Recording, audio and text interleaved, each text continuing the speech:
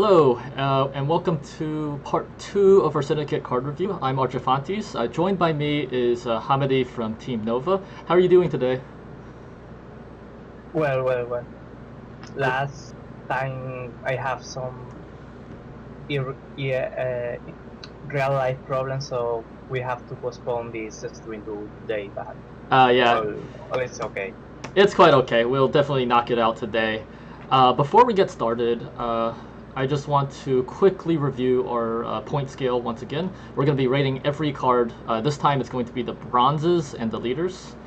And so we have a 5-point scale for rating, and we can do half points also. At 5.0, we have meta-defining cards. These are the cards that basically warp the meta around them. They're the decks to beat.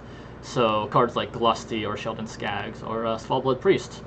At 4.0, we have archetype or faction staples. These are cards that give you a reason to play a certain deck or a certain faction. They're solid cards, very, very strong, and basically kind of the glue that holds together our archetype decks. At 3, we have role players in certain decks. So these cards might not see play in every deck, or maybe they're not the strongest cards in the decks that you play them, but they definitely kind of play the supporting role for certain decks that really need their effect, such as Royal Decree. At 2.0, we have niche cards. These are cards that we'll see play in a few decks, but aren't super commonplace, or they have a specific function they fill. And then at 1.0, these are cards that are unlikely to see competitive play. Cards that every now and then maybe might pop up, but rarely will you see them in like a top of the meta deck. Alright, so that's the scale. Let's get going. So, first card up, we have Congregation. This is a crime, so it's a Firesworn crime. Spawn 2 Firesworn Zealots and summon them to an allied row. If you have no coins, spawn 3 Firesworn Zealots instead. Seems like a pretty solid card. Yeah, it's 6 per 6 in no coin deck. Yep. Basically, you don't want to play this deck. You want to play this card as open play, as opener. Yes, because you want to play before you generate coins, or occasionally after you already spend your coins, right? Because otherwise you don't get the full value. Yeah, because you don't want to play a 4 per 6. Mm-hmm. It makes a good combination with the Sacred Flame, for example. Yes, with Sacred Flame this becomes 9, because Sacred Flame boosts every unit you spawn by 1, right? So. But still, I think this card is more to carry only one copy of this, because the no coin requirement sometimes can be play this card clunky. Yes, I've definitely had that happen before, where it's like, well, I have 1 coin, I have no way to spend it because all my spenders spend 2 coins. Suddenly this card is just 4 for 6, and you feel real bad about your life. Would you say, would you play this in any other deck besides the Swarm deck? I would say there are better cards to fill that gap. Instead this. It's solid in. I mean, it's not a bad card, but I couldn't play this card outside of that archetype. I think that's pretty fair. So with that in mind, would you say like 3.0 for a rating, or more like 2.5? Yeah, 3.0. It's a good a good mark. Yeah, 3.0 sounds good. It's solid enough to be played in his archetype. Mm-hmm. This definitely, I think, fills the role player slot pretty well, right? You're pretty happy to play this if you're playing Swarm and you combo with Sacred Flame for 9. In every other deck, it's like, maybe you have better options, but still not terrible, I guess. Alright, so our next card is Townsfolk. Whenever you gain coins, boost self by 1. So this is an engine, right? Yeah. Personally, I'm not a real fan of playing engines in this faction, especially when they have this base cost, because 6 provision it's a little bit high to be a bronze card. I absolutely agree there. There are some decent Personally, engines, I think, at 4 in this faction that might be playable, but at 6, yeah, this the is problem way is too high. 6. Yeah. Yeah, If this was I at think the 4, six. I think it actually is pretty solid. And maybe even like strong. But at 6, you need to gain 2 coins. I mean, you need to gain coins 2 times before this even breaks even with something like Congregation. And that's assuming your opponent doesn't remove it. That's assuming you have many ways to gain coins. It just seems way too much work for the provision cost. I mean, my problem with this Yeah. engine is that you need to fulfill another requirement to get value. It's not like other engines that by itself Yeah. generates value, like the tax collector, Yes. for example. Yes. So Absolutely. Which is cheaper that's too, why right? Tax collector's at yeah, 5, so. so that's why I don't like this card. Also, it's vulnerable to removal, to tal, Mhm. tal banish, or even resets. Makes this card not as strong. Yeah, I think all those are good points. I'm just gonna go ahead and give this a 1, I think. What about you? Yeah, it's definitely a 1 because also it's the problem that every time you gain crowns, it doesn't care if you gain 1 crown Yes. or 12 because This you are isn't your going to second get Vinci. yeah, Yeah. Otherwise, I mean, that would be pretty good. But it's just every instance a coin gain boost by 1. So nothing to write but home about. at 6 provisions is too bad. Yep. This card needs a buff. Alright, so next card we have is Casino Bouncers. This is one of the 2 thinning engines at bronze. You have Insanity, which means if you have insufficient coins, you can damage itself instead of paying the fee costs. But it's fee 2, summon all copies of this unit from your deck to this row. Whew. I think this is just an incredibly solid thinner. Yeah, this is one of the best thinners in the game.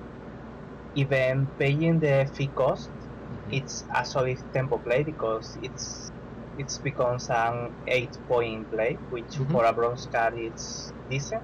Yeah. And even with the insanity, it's at the same tempo that other sinners like Imperial Brigades or Mahakan Volunteers, Yes, absolutely.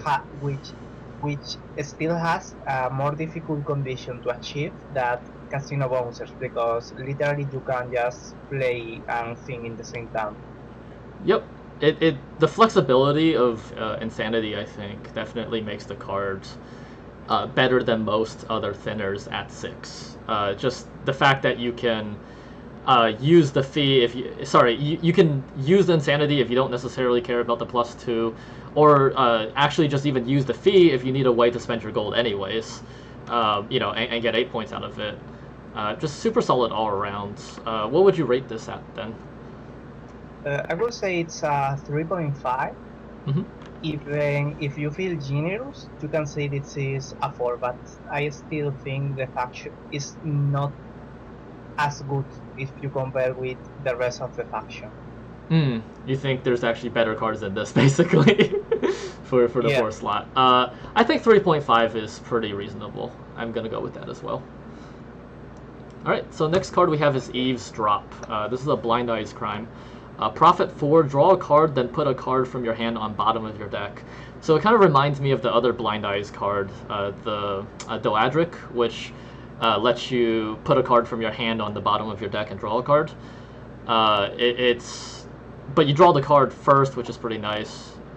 And yeah, putting a card on the bottom of your deck means you're never going to draw it again for the rest of the game. It's like you banish the card, right, from your deck. It's still there, but you're never going to draw it. And that's a pretty powerful effect. What do you think about this? Yeah, I think the effect is super good because it's basically making your hand better.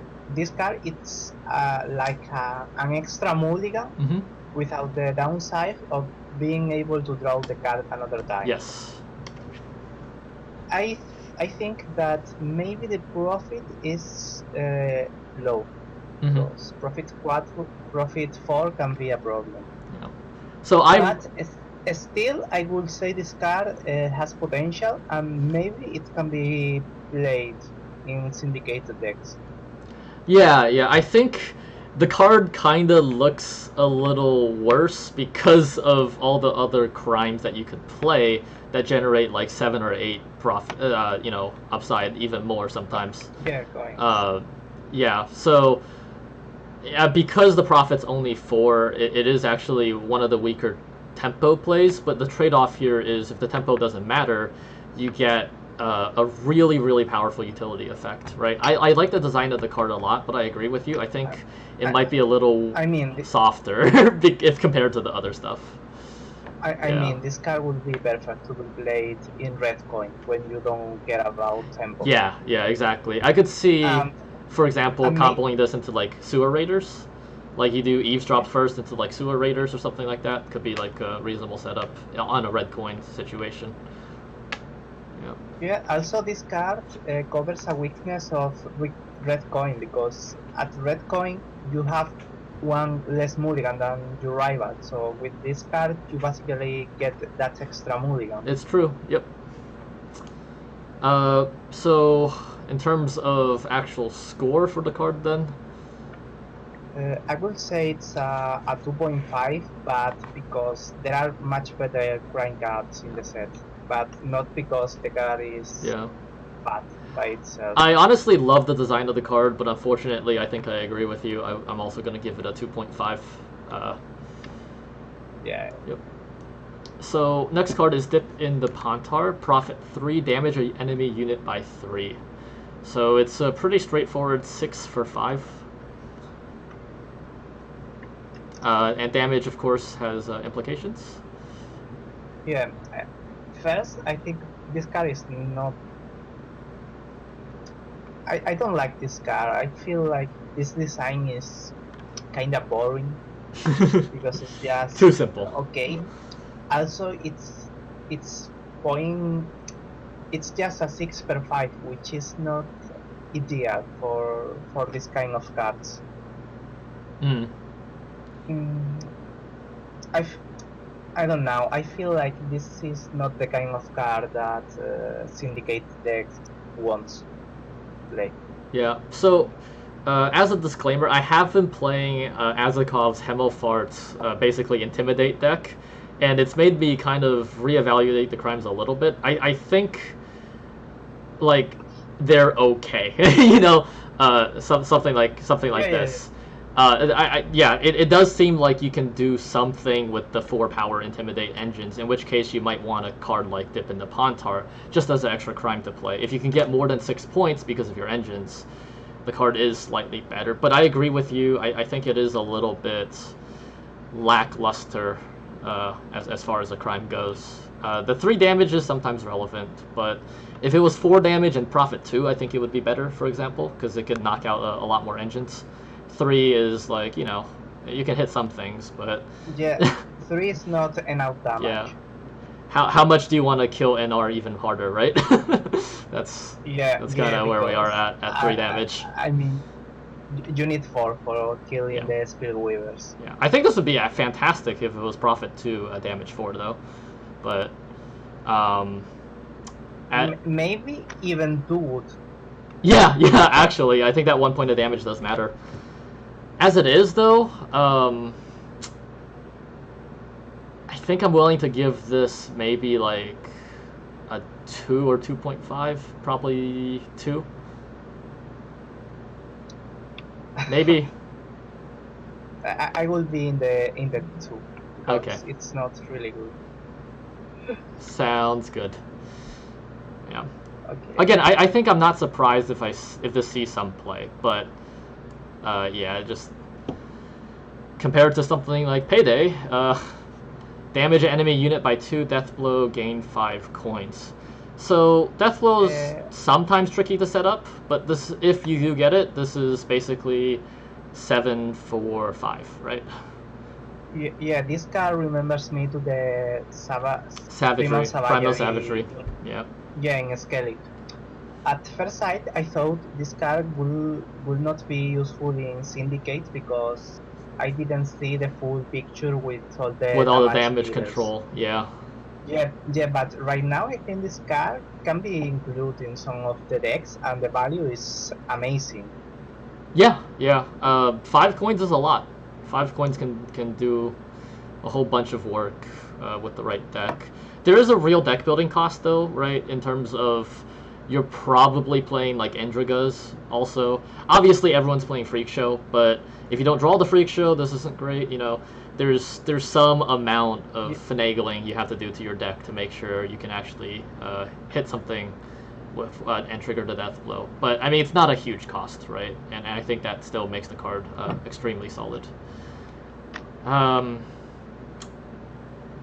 I would say this card is like a 3 because if you have the correct deck, this card will always play like a 7 for 5, which is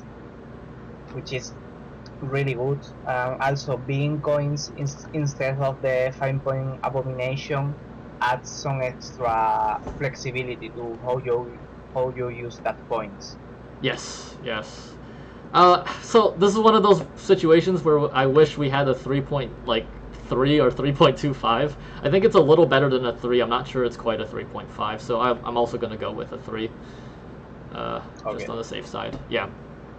It's very close, I think, to being like a solid 3.5. Shakedown. Profit 3, boost an allied unit by 3. So this is like the mirror effect of Dip in the Pontar. However, boost, generally speaking, is worse than damage.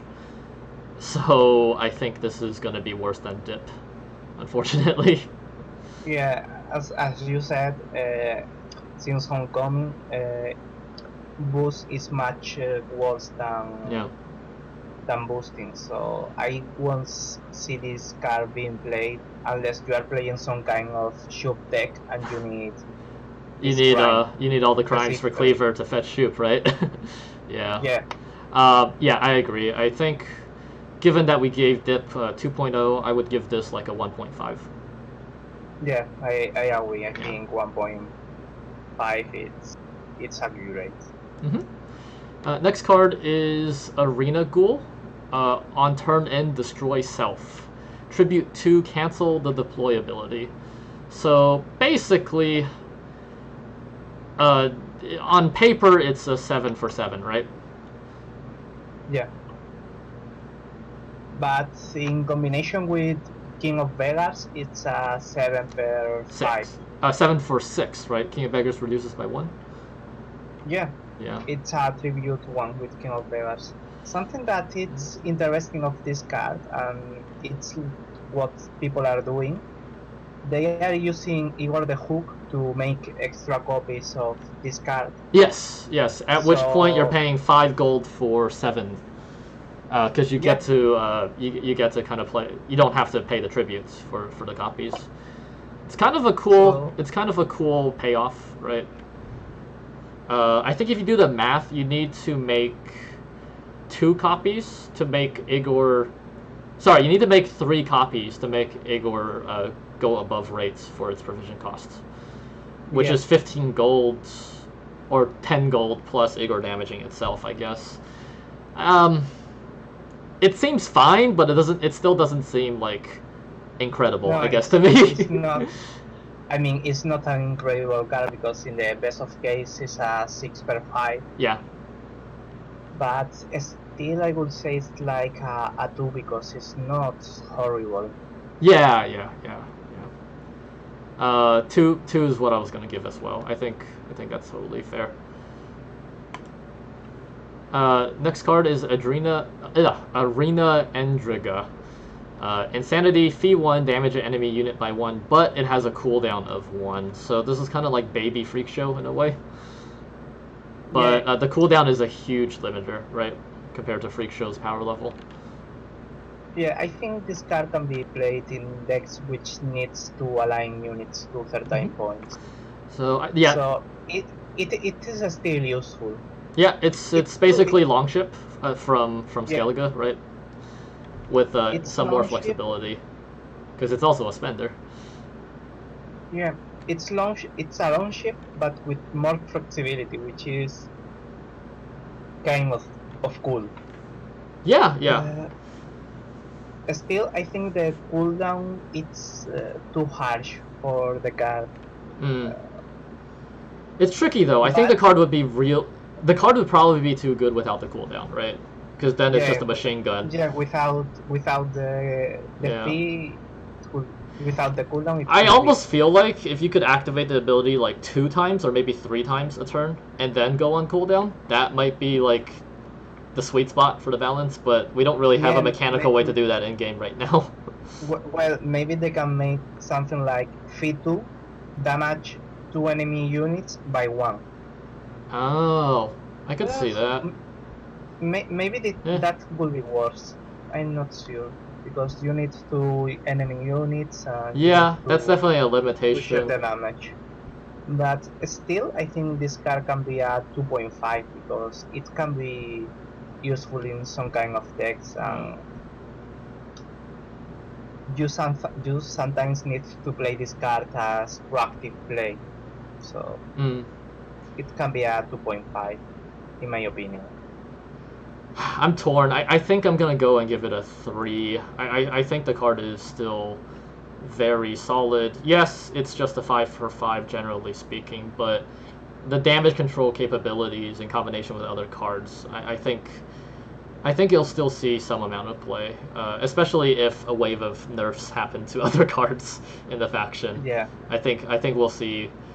Longship is really strong, right? And this is basically a better Longship. So on that merits, I'm gonna give it a 3. I think. Oops, didn't mean to click off. All right. So next card is Cleaver's Muscle. It has a shield. It's 5 for 5. Really straightforward card. Worth noting that this is a pretty popular combo with Novigradian Justice, because it fetches a dwarf and makes a copy. So with Justice, it can fetch this, make it a 10 for 11 on the Justice with 2 shields, right? So yeah, that alone I think makes the card pretty solid. The fact that that combo exists. It's also it's also a Skeletal dual card. And given the state of Skeletal bronzes, this is actually, I think, a really big boon for them. Yeah, well, I think this card is not as popular in Syndicate. It has seen a fair amount of play in Scoia'tael with the combination of Novigradian Justice. Yes. Because having a dwarf which is a 5 with shield, it also helps you to play the Mahakan Volunteers, which sometimes are really difficult to play because your enemy focus on destroying your other dwarves. Yeah, absolutely. This one is actually really tough to kill in round 1, like unless you're planning on wasting a muzzle on it or something. So yeah, this almost guarantees volunteers, which is cool. Yeah, but if you are playing Novigradian Justice, it's almost impossible to kill both Cleaver Muscle at the same time. That's absolutely a good point. I could see like Skeletal decks running both muscles and also Justice, so that regardless you can probably drop one of these round 1 to trigger volunteers. Obviously, it also combos a little bit with Gabor, with Dwarf Synergy. You can boost it with Agitator, right? Yeah, I think definitely a much bigger boon for Skeletal than it is for Syndicate, but it might still see play in Syndicate if you're running Justice, right? All in all, I'm pretty happy with the power of the cards. 3.0 for me? I think this... Yes, 3.0. Yep. This card is pretty good. Yes, yeah. And it's giving something to a faction that needed. Exactly. Because Scoia'tael always have that problem when they can't think volunteers. Yep. Alright, so next card up is Tax Collector. This was the engine we were referring to earlier. It's a 4 power for 5, but every allied turn on turn end gain 1 coin. You have to play it in the range row. I like it. Yeah, it's another solid card which can be played in decks with Vinci, for example, or even in combination with, if you want, with Townsfolk. It's like Alba Pikemen or Reinforced Trebuchet, but having the good thing of you are always going to produce the point because you are going to get the coin with no conditions, while the damage engines will need one enemy unit in that row, so it's better in that sense. Yeah.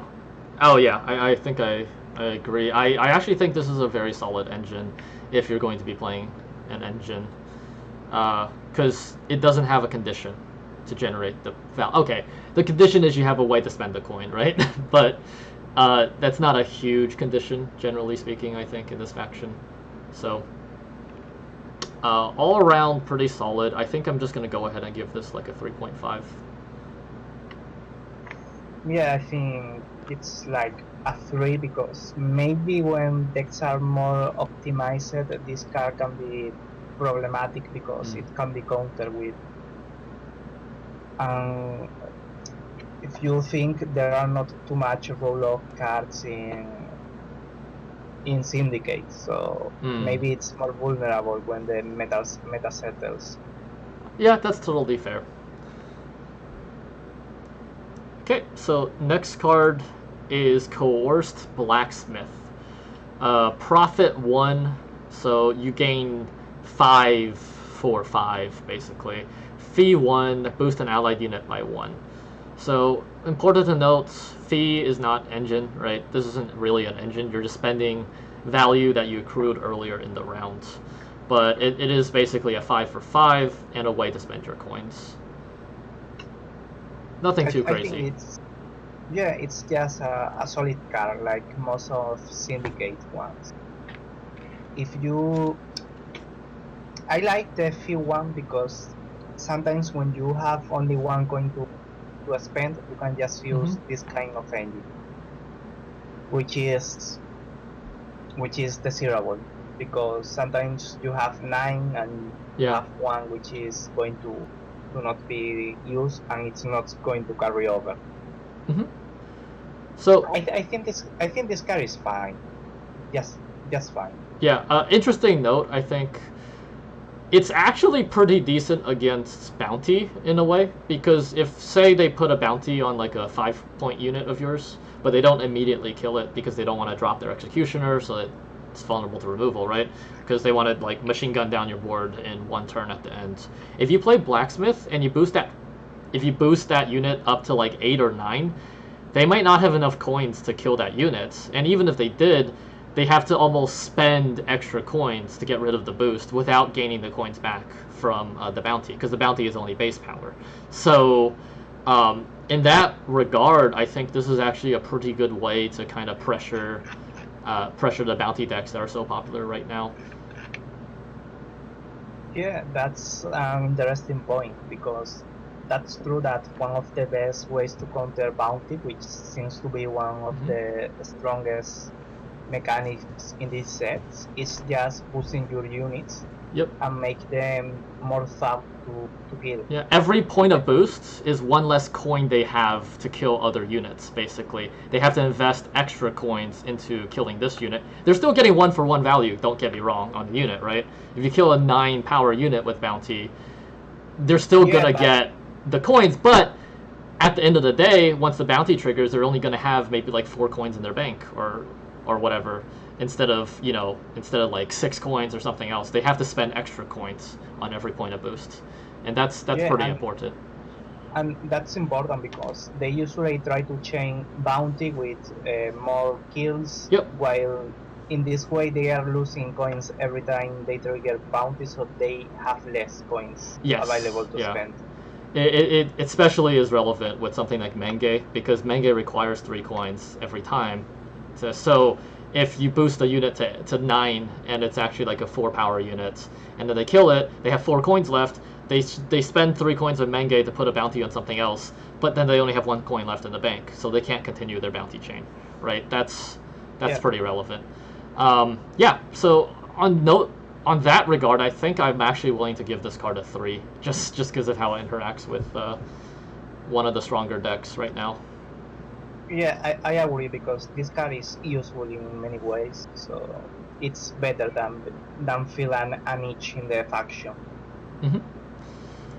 So next one, we have Oxenfurt Naturalist, 3 for 5, but you have profit 2, so it's 5 for 5. Fee 1, give an allied unit vitality for 1 turn. Okay, personally, this card remembers me to the Coerce Blacksmith Yeah, because Vitality 1 is just basically boost by 1. it's the mirror of the blacksmith in a Yeah, certain way. Yeah. yeah. I think you could play this card if you are, for example, playing Vinci and you want to get one extra boost in Vinci with the Profit 2 instead of Yes. Profit 1. But it's worse if you are playing low units. I mean, if you don't have Yeah. too much units in the field, Yeah. you are going to have to stack Vitality in a unit, and that can be purified or even killed. Yeah. So Yeah. this card feels like an inferior version of the Blacksmith. I agree. I think the Prophet 2 is superior to the Blacksmith. Being able to lock up more of your points in coins is generally better than having them on the field as power if you can help it. But like you said, Vitality is just way worse than straight up boost, right? You can't boost a unit to 9 immediately with this card. You have to wait a bunch of turns. I'm willing to give it like probably a 2 because of the Vitality instead of the boost. Yeah, I would say it's a 2 because Yeah. it's still decent, but it's not as good as Blacksmith. Sounds good. Next card, oh boy, so this is Witch Hunter Executioner. Profit 2, fee 1, give bleeding to a unit for 1 turn. If this has a bounty, damage it by 1 instead. So, immediately I'm drawn to comparing this with the Naturalist, which is also Profit 2, fee 1, Vitality. This is fee 1, bleeding, which would be a perfect mirror, but they added the extra clause of if it has a bounty, damage it by 1 instead, so you get the immediate damage. What to say? Okay, one of the most infamous cards in this set because this is part of the machine gun chain. Yeah. Yeah, this is one of the enablers sight, of the bounty archetype. I know that at first sight this card can not too much impressive, but for me it feels so strong because with bounty you can just start chaining damage and start removing a lot of things. Yep. So for those unaware of the kind of the bounty chains, how that whole thing works is if you have a bunch of units at base power with bounty on the board, so a bunch of 4s and a bunch of 5s, for example, you can drop a Witch Hunter Executioner as long as you can kill the first unit. So like if you have 5 coins in your bank, once you kill the 5, you get the bounty, so you get the 5 coins back, at which point you can kill the next unit, and so on and so forth until you kill every unit with bounty on the field, leading to quite a few nasty board wipe situations in round 3 if you use this as your last play.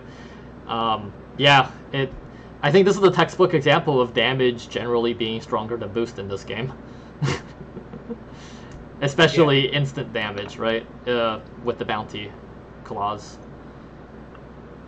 I would say this card is like a 3.5, even a 4, because how bounty works. Probably if they nerf bounty, this card will become like a 3.5 because it's still a good card. But right now, for me, it's a 4 because it's one of the strongest cards in this set. I'm gonna go one higher. I think I'm gonna go 4.5. It's just this is part of why this and Ewald are the 2 reasons why bounty is so strong right now, I think. And I'm in a vacuum, yes, the card is just 5 for 5, but given kind of the synergies and the combos you can do, I'm gonna go all the way up to 4.5 with this card. Same place I put Menge. Alright. Yeah. Next card in the set, we have Tide Cloak Hideaway. Deploy on range row. Boost an allied unit by 1 for every pirate in your hand. It's dual card with Skeletor. Yeah. Okay. Reminds me of Hammond, right? A lot. Yeah, it's another card for an archetype which doesn't have an out cards, which is sweet because it seems like they are looking into it and giving some tools. Mm-hmm. But still, I think this card could be better if instead boosting an allied unit, it was a boost itself, because something that Skellige can lack is proactive plays. Yeah. Which that kind of design, this could be a good answer. So Yeah. I mean, it depends on the scale of good deck you're playing, right? Like Small Blood compared to Croc. But Herald and Croc, I agree, I think, don't necessarily have as many proactive plays in general. Yeah. So my problem with this card is that most of pirates and ships are made for doing damage, which is basically reactive. Right. So it's hard to have a pirate on the field, and then to drop this card, and or whatever. Or sorry, yeah. I mean, you could play something like Longship and use this card to take another time the Longship to a decent power, but it's probably like a reasonable round 1 play. But how many pirates are you going to have in hand realistically at any given point, right? The problem is that right now I only think I'm playing 2 pirates or maybe 3 if you want to go or hold it. Yeah. I don't know. The upside's just not. I don't know. I think if there's more powerful pirates, this card could be very, very strong, right? If there's just a deck that plays 10 pirates, this card could easily get like 7 points, just by itself when you drop it. Yeah. But we're not really there yet. It's a little clunky in reactive decks.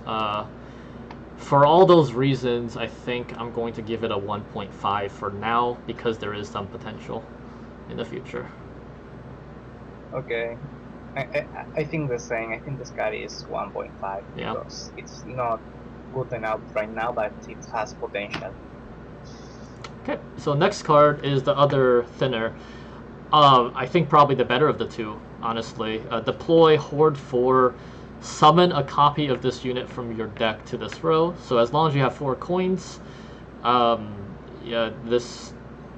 fulfills a condition. You just thin your deck, you get 6 points on the board. What are your thoughts? Okay. I think this card is really good because it's super easy to get to 4 coins because just with a Swindle, for example, you get at least 4 coins. So this is one of the best sinners in the game because as every of the 5 provision sinners, it has a condition, but in this case, this condition is really easy to fulfill in the whole faction. Yes. Which is different from the Escoyatile ones, which is the most bright example. Yeah. Volunteers actually bricks pretty often. I think it's going to brick less with Cleaver's Muscle now, but most of the other faction thinners are at least a little bit tricky to use, right? So I agree. I think this is probably the best thinner in the game, and I'm going to give it a 4.0 because it's the best thinner in the game.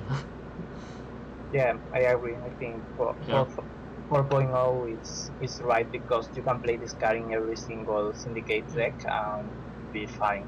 It's worth noting that this is a 5 provision thinner compared to the Casino Bouncers, which is a 6 provision thinner, which still nets you 6 points regardless of whether you pay the fee or not, if you count the cost of the coins. So they actually give you the same amount of tempo.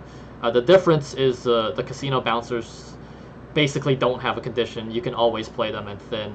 This has a small condition, but it's not a condition that's hard to meet, which is why I think it's stronger. It's really easy to meet. Okay, next card is Keeper of the Flame. Deploy, boost adjacent allied units by 1. If you pay the tribute, boost all allies on this row by 1. So it's worth noting that it doesn't boost itself if you pay the tribute. So at most, this is going to be +8 for 4 coins. So we're looking, if you subtract the 4 from the coins, we're looking at 7 for 5 if you pay the tribute and you have a full row. But quite a bunch of setup cost, right? And if you don't pay the tribute, it's a 5 for 5. I think this card it's weak in comparison with other in the set. I mean, the deploy is correct. I mean, it's 5 per 5. It's almost decent. But you are not getting too much of using the tribute while becoming really, really weak to raw punish like Lacerate. Yes, yeah, very true. So, I mean, this card can be useful in some kind of swan archetypes, but there are still better cards to use. getting a I'm 7 for I'm not 5, happy about. getting a 7 for 5 at the end of the day feels like a really mediocre payoff for swarming in a whole roll, right? Even compared to something like Gimpy or Bone Talisman. So, I agree. I think for me, this is maybe like a 2. Yeah. Yeah, I will go even worse. I will say it's like a 1.5 All right. because even in his archetype, it's not great. You know what? I agree with you. I think I'm going to go 1.5. I probably want to be doing other stuff anyways. You're right. Yeah. It just feels... I actually tried this card out. It feels so mediocre. Even if you get the tribute. Alright. Next card in the set. We have Halfling Safecracker. Profit 1. Boost self by 1 for each crime card in hand. If there's some sort of Intimidate archetype with crimes, I mean, this could potentially give you like a 7 or an 8 for 5. Yeah, Yeah. I think this card, it's basically the Benendal Elite design. Instead of using tactics, you use crimes. Yep. Venedal Elites. The problem it has is that right now there are not enough good high provision crimes. Crimes that you want to play in round 3. Yeah. So this card can be okay in round 1, even a good tempo play because you can play like 7-8 points. Yeah, it's not easy to have like it's not easy. Sorry, it's not difficult to have like 3 crimes in hand round 1. Drop this, get 6 plus the profit of 1, right? 7 for 5, and then be pretty happy with your play. Yeah, so Yeah. I think this card is solid for that kind of archetype. The problem is that right now the archetype is not strong enough. Yeah. So I would say it's like a 2.5 because the card itself is really good, or at least okay, but the archetype is not good. I like 2.5 as well. Yeah, I don't think it's quite too. It doesn't feel bad to play if you have the archetype, but there doesn't seem like a great home for it right this moment. So I'm fine with it too. 2.5. Alright, so next card is Firesworn Scribe. Ranged. Whenever you spawn 1 or more units, gain 1 coin.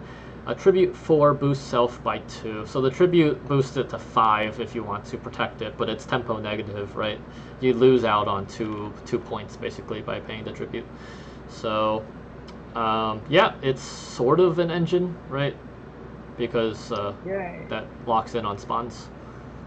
I mean, it's an engine which can be used in combination with Inquisitor Hellbeat. Yes. Which is always interesting. Also, there's like a combo with Igor there, which you can use to start spawning. Yes, you can fill an entire row with this card. So how the Igor combo works is Igor can pay 5 to spawn a copy of a unit, a bronze unit you have on the board. So whenever you spawn, you gain a coin. So you just keep on spawning Firesworn Scribes until you have a full row of them, and then you're gaining like 7, 8 coins every time you spawn a unit. Yeah. It's pretty busted when you get it, but it's kind of tricky to actually set up, you know. Yeah, I know. I think this card is almost decent in a Swarm archetype, but it's still a little bit clunky because you need at least spawning 2 units to get the full value. Yeah. Also, the tribute is too difficult to achieve. The tribute's pretty high. I feel like it'd be a little better if the tribute was like 3 to boost self by 2. I think I'd be very happy with the card if it was that. But as it is, it feels like I'm generally not going to pay the tribute if I can help it, because you get punished so hard if you pay the tribute and then they still like answer the card with a muzzle or something. That's just game over. I mean, you only pay this tribute if you have spell crowns that you can't use. That you can't use any other way. Yeah. So I mean, it combos with Igor, which is true, but I think it's an unreliable combo and maybe not the best it's not going to be the I mean, strongest deck, right? Yeah. I'm just trying to find used cards. No, I'm not saying it's the best use. Yes, yeah, absolutely. I'm gonna give it like probably a 2.5. Okay, I will go lower to 2 because it's just a niche card to Swarm archetype because it's sweet with Inquisitor Halbit because you make his fee to 1 instead Yes. 2, but it's really easy to remove and you need at least 2 spawns to get value. Yeah, I agree. I mean, it's kind of easy to spawn something with Hemofart, right? You can drop this and spawn and generate 2 coins, and that's kind of cool. Or you can just drop this, spawn 3 things immediately, generate 3 coins off this, making it 6. So that's why I'm giving it 2.5. I think, you know, between Kelvid and Hemofart himself, it's probably okay, and you're probably going to play it in the Swarm archetype. But I mean, all the negatives that you point out, I think, are totally valid on why this card isn't rated higher. So 2 for you, 2.5 for me. Let's see the next card. Crown Splitter Thug, Intimidate, deploy damage an enemy unit by 2. Okay, I think it's an interesting engine which has potential to, for example, make some of the grinds better, like the payday. You can use in a first turn this Crown Splitter Thug.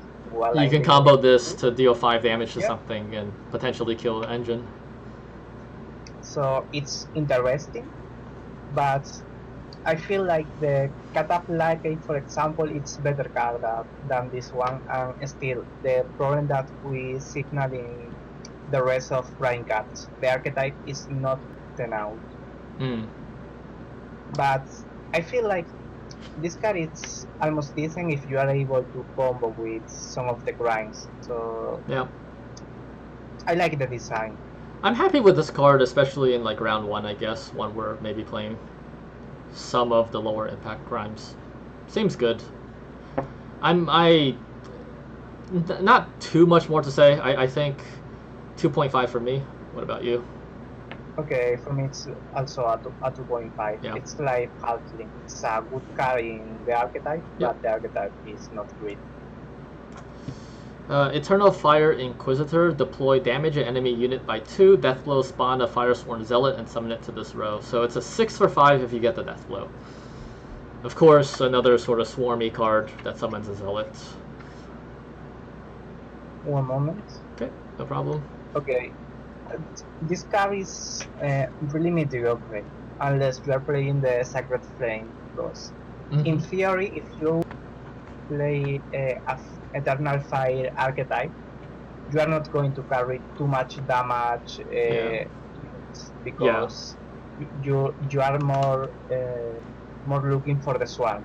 Yep, you can definitely still play like Freak Show, but you're probably not going to play the Endrigas, which definitely makes, or much other damage options, right? Which makes the Deathblow actually a little tricky to set up sometimes. You might not find the Freak Show. And you might not even play Freak Show. It's possible you don't even play Freak Show, I guess. I don't know. Maybe that's crazy. Yeah, I would say this card is not really good. I think its archetype can play better cards like Congregation or even the... I don't know. I think this card it's in the same level than the Scribe. So I would rate like 2 points. I think it can be decent in some niche situations, but outside of that, it's too bad because it's a plain 4 per 5 if you are not able to proc the deck blow. Yep, I think I agree. 2 sounds about right for this card. It's not strictly horrible, right? It's just kind of niche, hard to actually get value. Okay, next card is Slander. Profit 3, place a bounty on an enemy unit. Oh, another bounty card. This is... I think it's one of the worst bounty cards, but not because the card is itself, but because Witch Hunter exists. As you see, this is a card with Profit 3, place a bounty. What is the problem? Witch Hunter is a 4, place a bounty. Yes. So this card is a 1 point worse than the Witch Hunter. By itself is not bad, but also has to compete with Swindle. So I agree with you that it's worse than Witch Hunter. It is worth noting that the profit might be relevant if you're trying to bounty chain with like a Menge or something. So it's not strictly worse in that sense, because sometimes the coins are more valuable than just the raw 4 points. But it is not it might be a little overkill if you're playing 2 Witch Hunters to then play 2 Slanders in the bounty archetype. Also, considering you also have Menge to set bounties. So yeah, I still think it's strong though, as like just in a vacuum. Yeah, every card with bounty is good because it allows you to start a chain. Yes. So for that, I would say this card is like a 3 because it's really good and it can be good in an archetype which is viable right now. So 3. I think a 3, maybe it's too generous, but I would say it's a 3. I like 3. 3 sounds good. Yeah. Next card is Fist Tech. Profit 3, poison a unit. This is an interesting one. There's some self-poisoning going on with this faction, but also, if you have 2 of these, you could remove the tall unit potentially. Yeah. Yeah. At least it's not like other poison options that they are not giving any value. Like, yeah. Yeah. At least this card is giving 3 coins, which it's decent. If you want to play some kind of wretched addict deck, I mean self-poisoning, yeah, you can do it, but I don't see the ability of that deck outside of playing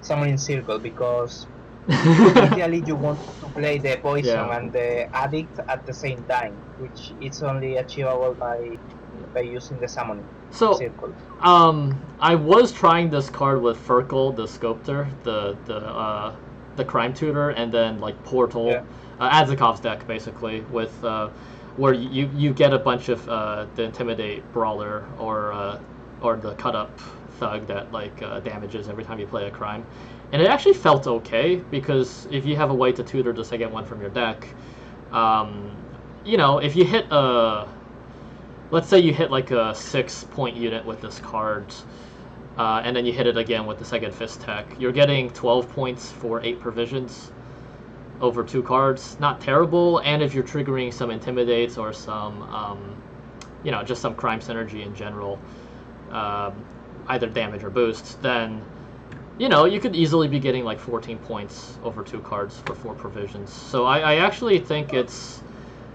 maybe a little niche, but not like unplayable by any means. I think it's okay. To be honest, I haven't thought in that possibility. Yeah, if Intimidate is good, I think this card is quite honestly playable with especially with like a Sculptor, Furko the Sculptor. So yeah. So as you said, as you have more experience with this card, which mark do you think it deserves? Oh boy, I'm torn between like a 3 or a 2.5. I think 2.5 is probably the more conservative estimate. Okay. After hearing you, I think 2.5 is fair because it has some kind of niche function and it can be playable.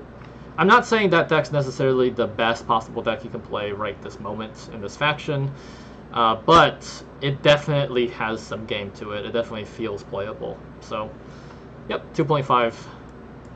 Next card we have is Eventide Plunder. Destroy an enemy artifact. If there are none, gain 3 coins. So this card is a way better Dimeridium Bomb, but Dimeridium Bomb is not a good card. Yeah, that's so we can't compare cards to terrible two card. bad cards. Yeah. Yeah. So I'm not a fan of this because you have access to drill. Yeah, I think if you want to counter artifacts, you just play drill because it's Yeah. much better than that. Still, it could be playing in some kind of intimidate deck because the grind. Yeah. That. But Honestly, I think there's probably better crimes to play in it, even in an intimidate deck, though. Also, to be honest, Yeah. I don't like the destroy and not getting coins. I think the test should be gain 3 coins. You can destroy an enemy artifact. That would make the card pretty good, I think. Yeah. Yeah, but just thinking, for example, Bonheaver. Bonheaver is neutral. It's 3 points and destroy an artifact. This card should be in the same. Yeah, yeah, I agree. Just altogether pretty lackluster. Yeah, sure. If you find a summoning circle, you're trading up 4 for 8. It feels great, but there's just better artifact removal options. And if they don't have artifacts, gaining 3 coins for 4 just doesn't really cut it. I'm willing to give this card like a 1, I think. I just don't think it's going to see play with stuff like Drill in the set. Yeah, I think this card is a 1. It's terrible and a change to be playable. Okay, so next one is Line of Credit.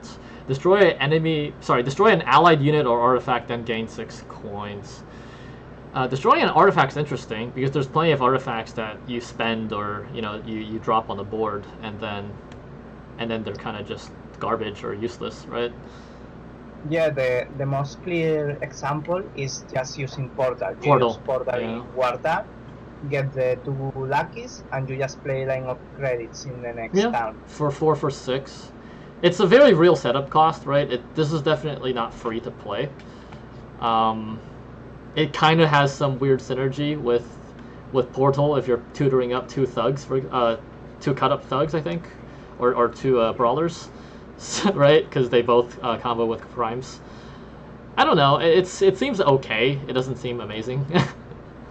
Yeah, I think the card is okay-ish because you can just, or for example, if you have 1 card at 1 point, you just can use Line of Credits and it's 5 points, which is not terrible. Yeah, definitely. If you don't have Apothecary for whatever reason, you can sort of kind of combo this with Freak Show, get it to 1, and then you get 5 for 4, which is like fine, I guess, right? I mean, I'm not like impressed by the card. I think it might be kind of playable depending on the specific deck you're playing. I think you're gonna have to play some sort of artifacts that you don't mind killing to play this card. So, given all that, 2 for me. Okay, for me it's a 1.5. Okay. Well, it's a 2. I think. Okay. Really better. I think both are pretty reasonable assessments. I'm not necessarily thinking this card's gonna show up very often, but I could see why you might want to try it. Bloody Good Fun. So this is another crime. Profit 3. Spend all your coins and damage an enemy by the same amount. It's worth noting that spending your coins and converting it to damage breaks even. So this is basically a 3 for 4. Yeah, this card is basically as kind of Inherit's Wrath. Yeah. Because instead of the power of your unit, you just take the amount of coins you have. Yep. Which it could be playable at some kind of removal if we don't have better options, like for example the Volsody Brother or the Witch Hunter Executioner. And even Freak Show sometimes. Yeah, Freak Show. Yeah. The problem this card has, it's like it's a real good card, but I'm not sure of its value. So here's my problem with it. The text reads, spend all your coins and damage an enemy by the same amount. You don't damage the enemy by its power. You have to actually spend all your coins. So it's kind of tricky to actually set this up, right? Even if your opponent drops like a 4-point engine, what if you have 6 coins in your bank? This already profits you 3 coins, right? So it's kind of clunky to actually use. It's almost impossible to set up a situation where you're perfectly matching the amount of coins you're spending with the damage that you're doing, without like losing out on extra coins, or not doing enough damage and actually killing the probably engine that you're targeting. So because of that, I think the card is a lot worse. If it just read spend as much coins as it costs to destroy like an enemy unit, if you can't destroy the unit, spend all your coins, I think the card would actually be very, very powerful as a control tool, even if you're trading down by 1 coin. But by one profit compared to its provision. But because it spent all your coins, I just think it's too clunky to actually be used in that way. Yeah, I think this card it's terrible. Maybe a 1. I'm gonna give it a 1 because of the spend all your coins clause. If they just change that clause, I think this card's actually very good. But unfortunately, I think there's just better removal options available to you at more efficient rates. There are better use of the...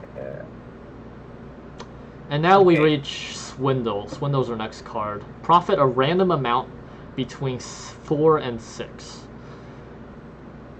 Okay, I don't like the design of the card because of the random. Yeah. But it has proven to be a really solid card in most of decks, because at least you get 4 coins, so you can just play the Seawell Riders and fill your deck. And it's also a kind of proactive play that forces your rival to play proactive in the next turn. So I like the card, but not the design. Yeah. I mean, the randomness the range is small enough. There's only 3 possibilities that don't significantly impact the result of the game. But I agree. I mean, the randomness isn't strictly necessary. I get kind of what they're going for, right? It's some sort of casino theme, right? They're playing that little shell game, right? I get it, CDPR. But yeah, I mean, ideally this would just give you 5 coins, I think. Curiously enough, I think this is seeing more play than some of the crimes that are giving you more coins, because it's a proactive play. This faction, some of the archetypes in this faction have a problem with proactivity. There's only like a couple things that you want to play first in a round, because most of your spenders you want to protect to play last, and then a lot of your cards are reactive. So a lot of times this card sees play over stuff that might give 7, right, or even 8, because it's proactive and you can play it as your first play a turn. And that alone kind of makes it a little better than the numbers would initially indicate. I'm gonna give it a 3, I think. How about you? Yeah, it's like a 3. It's fine. A lot of the value comes in the proactivity, I would say. And if the proactivity isn't relevant, then you probably don't play this. You play something else that gives you some more utility.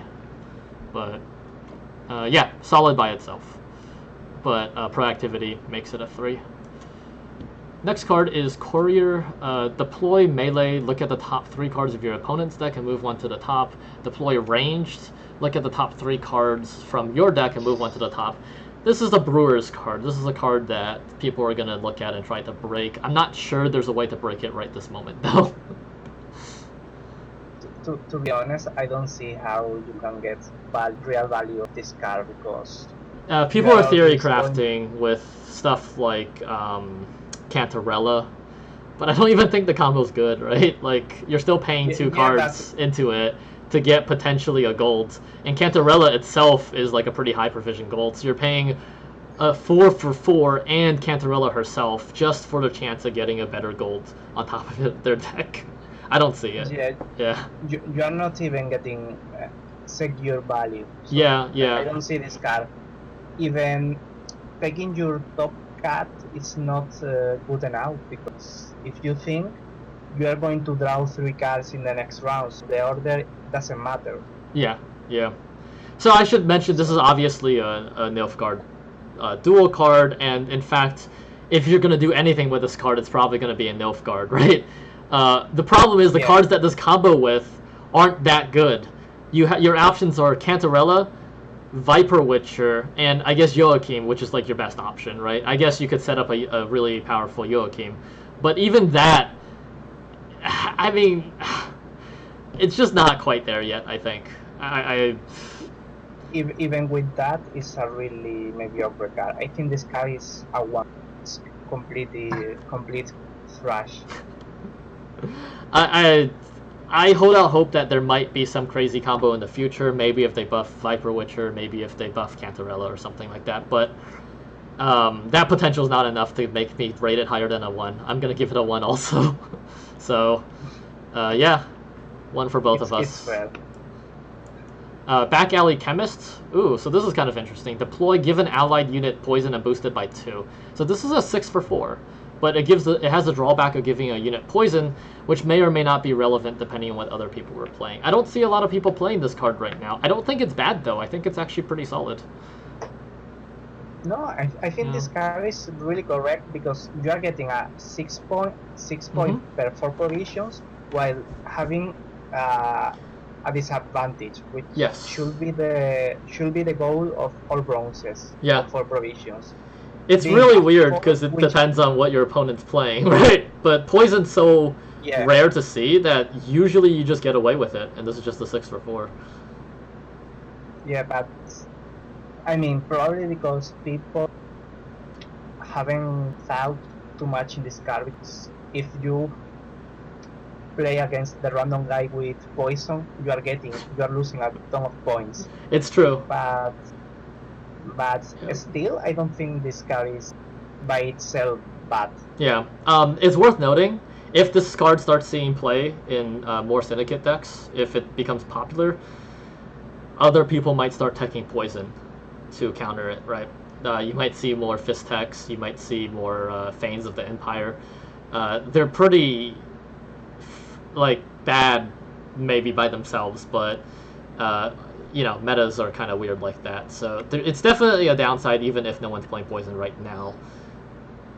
But still solid. So I'm gonna just go ahead and give it a 3, I think.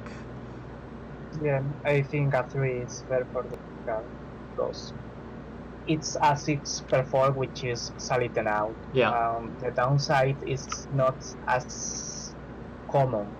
It's not as steep as some of the other downsides we've seen. It might even be a 3.5, honestly, but I'm gonna be conservative here, just in case. Getting blown out by the poison actually is a real concern, I think, if the card starts seeing play. So it's gonna be limited by that drawback. Alright, Witch Hunter is the next card. Deploy, place a bounty on enemy unit, 4 for 4, but the bounty is something in and of itself, right? Yeah, this is other of the cards, the bounty chain.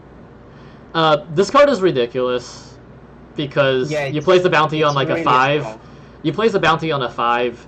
You use damage that you otherwise would already be using on cards, but the Witch Hunter itself gets 9 points of value because of the bounty, right? You kill a 5, Witch Hunter is 9 points. That's kind of busted. Yeah, this card is super good. Yeah. Because it's 4 points plus the points you can get for the bounty, which potentially can be 5 or 4 points, which is 8 points for provisions, which is busted. Because realistically, you are almost always going to 3. Yep. You're almost always going to be able to kill the unit in a deck that runs bounties to begin with, especially with stuff like Witch Hunter Executioner. Yeah, it's worth noting that Slander is 1 less point, and we didn't rate it as highly, but I think this card might be a 4.5 with all the other bounty cards. Yeah, I think right now with the strength of bounty, this card is up 4.5. Yeah, I want to make a note. The reason why I think Slander is rated a little lower, at 3.5, I think is how we rated it, is playing 2 Witch Hunters and 2 Slanders in a Menge might actually be too many bounty cards in round 3. You might not even end up in a situation where you can place that many bounties. So, because Witch Hunter is the better version of Slander, I see most bounty decks play 2 Witch Hunters guaranteed, and then maybe 1 copy of Slander, if that. Sometimes you don't even play Slander. So that's why this is rated so much higher, even though it's only 1 point difference. Because you only need so many bounty cards. to make the archetype strong. So that's Witch Hunter. Next card is Wretched Addict. This is a really interesting design. On every allied turn on turn end, if this unit is poison boosted by 1. So it's very obviously supposed to combo with the other 2 poison cards in the set. Yeah, with the Bat Kale Alchemist and with the hit. I haven't seen this combo yet. It's probably because the other cards are so much value up front. But it's interesting, and I kind of like the design. I try. I think you're cutting off a little bit. Can you repeat what you just said? Okay. I tried this combo in the PTR, and it doesn't feel too good, but because I was playing with Summoning Circle. The problem with this type of combo is that you want to play Addict and play Poison in the same. Right, and you want to do it pretty early too. Yeah. Yeah. Also, if you play Bacale Alchemy with this card, you are boosting this card to 6. So in 2 turns, it's gonna play into Toll removal. Yeah. Yeah, Toll removal or even Cleaver can punish you to it too early, which is a big downside of this card. It could be fine in like a Gudrun deck that goes tall anyways with stuff like Sea Jackal still, but maybe there's just better options right now. So I agree. I think maybe it's just not quite there compared to other options you have at your bronze slots.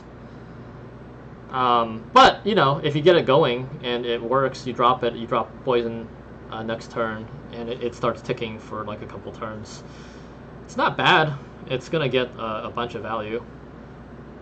It kind of reminds me of Fledgling in that manner, I guess, but Fledgling's a little easier to activate, and Fledgling is in a much weaker faction. So, I'm gonna give it like... I would say this card is like 2.5. 2.5 for me as well, yeah. I don't think it's bad, but better options.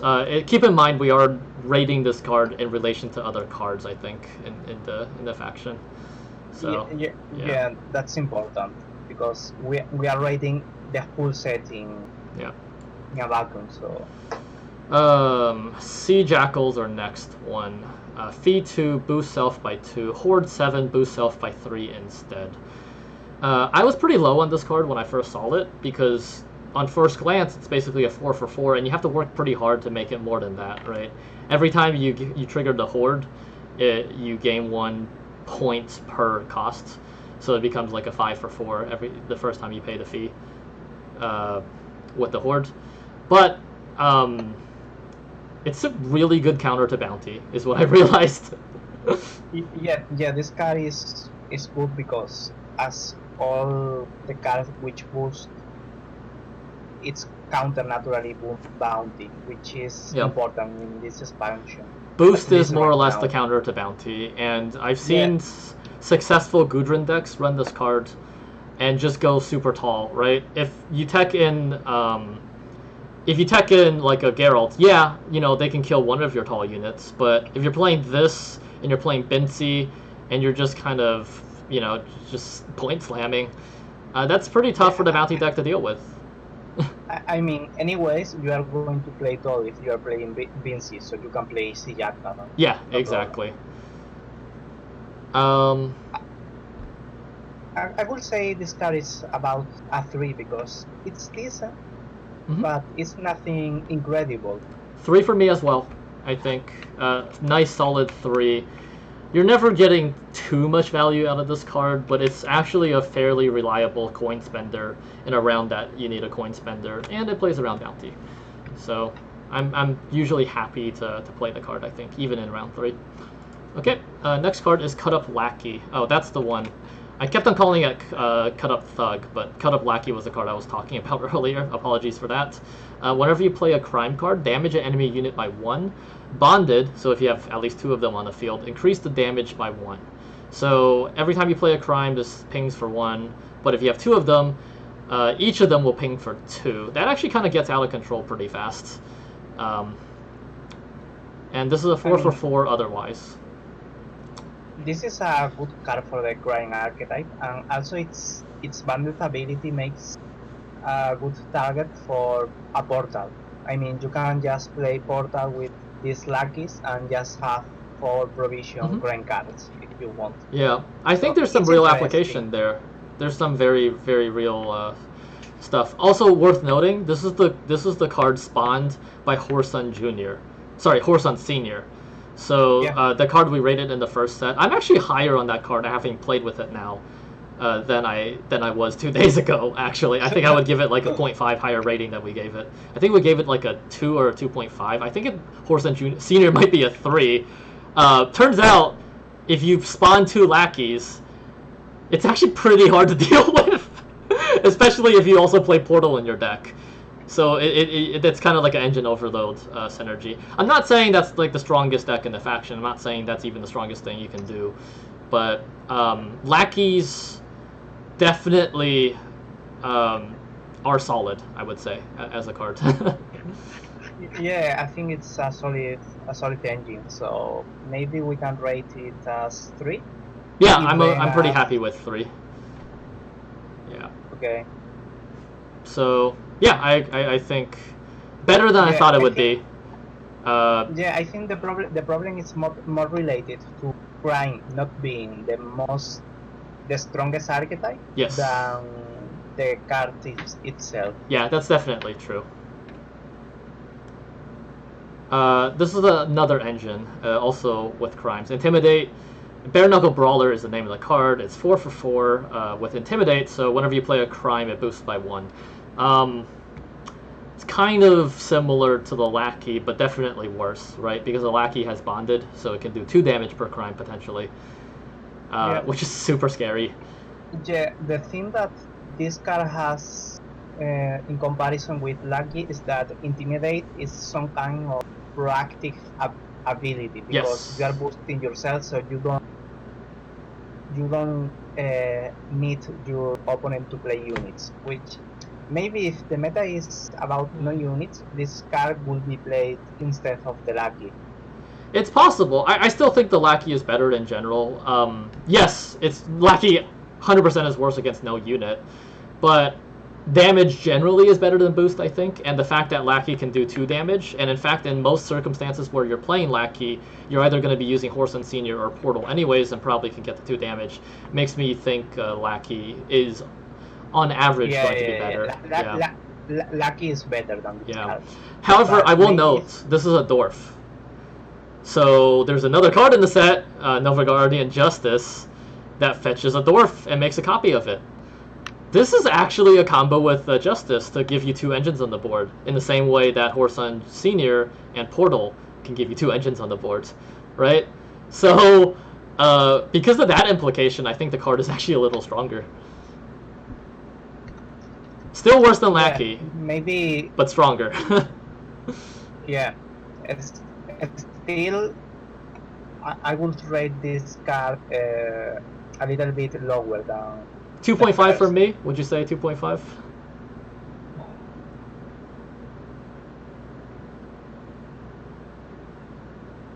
I think you might have cut off a little bit there. Yeah. I have a problem with the connection. It's okay. Okay, what I was saying is that this card is still worse than the Lucky. Yes. But it's not. Yeah. I rate it like 2.5. What rating would you give? Okay, I agree. Basically, it's an inferior version of the Lucky. Mm-hmm. Okay, so next card in the set we have is Renegade Mage. Deploy damage an enemy unit by 1, tribute 1, damage it by 3 instead. This reminds me a lot of Wild Hunt Hounds, because you're basically, it's basically, you know, if you subtract the tribute, it's like 5 for 4, but you're doing 3 damage, it's like a 3-point card. Very similar, but tribute's much easier to trigger than dominance is, so it's like a much better version of Hounds. Yeah, this card it's good, especially if you think that in a King of the Guard decks Yes. Distribute 1 is not paid. It's basically a 6 per 4 with no condition. Yes. In that kind of deck. Still, even paying the tribute in other kind of deck, using 1 coin usually helps you to take your coin crown to the correct amount. Yeah. Because A lot of the good spenders more are 2. A lot of the good Yeah. spenders spend 2 coins at a time. So being able to spend 1 coin is possibly relevant depending on the deck. Like if you're trying to set up for congregation or something, or you're just trying to use your last coin in a round. But So I will say this card is solid. yeah, It's not as good as other bronzes because the other bronzes are busted, but I will say it's a solid 3.5. 3.5 for you. Yeah. Yeah, I think with the synergy of King of Beggars and doing 3 damage, I could see 3.5. Yeah. I thought you were going to give it a 3, and I was going to give it a 3.5. But, okay, I'm glad we're both 3.5. So, next card is Beggar. Profit 2, Bonded Profit 4 instead. So this is similar to the Northern Realms cards and to the Monsters cards that I'm drawing a blank currently on. The Plumard. Plumard, yes, exactly. But it's better because those give Vitality and Bleeding, which take 4 turns to fully, get the value. Whereas Beggar is 1 shot; it gives you the value right away. So you can play Beggar, you can play second Beggar, you get 6 coins in your bank.